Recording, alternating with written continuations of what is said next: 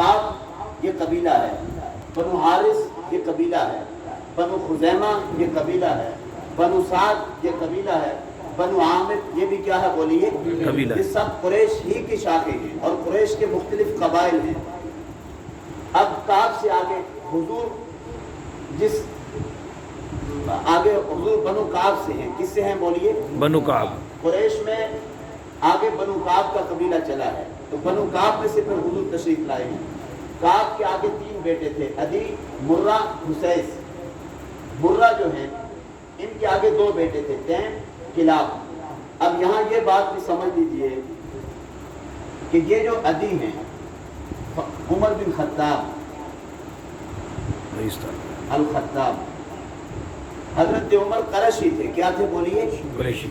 और अदी की शाख में से थे, किसकी शाख में से अदी। ये बनु आदि में से, ये भी मुस्तकिल खानदान की शक्ल इख्तियार कर गया था।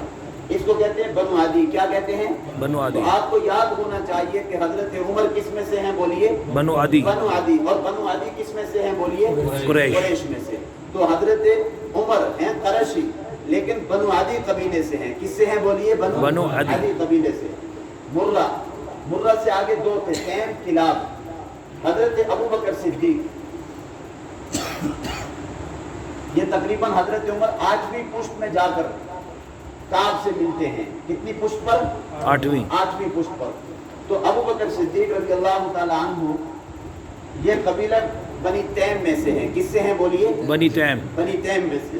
तो बनी तैम, उसके बाद इधर आइए मुर्रा का दूसरा बेटा किलाब, किलाब से नीचे कुसै। अब बनु किलाब भी एक मुस्तकिल कबीला है, बनु आदि भी मुस्तकिल कबीला है, बनु तैम भी मुस्तकिल कबीला है। इधर बनु काब, बनु हारिस, बनु खुजैमा, बनु साद, बनु आमिर। इसमें से जो हारिस हैं ये अबू उबैदा इब्नुल जर्राह, सहाबा में बड़े सहाबा में थे। ये अबू उबैदा इब्नुल जर्राह किस कबीले से हैं बोलिए बनु हारिस। बनु हारिस में से हैं।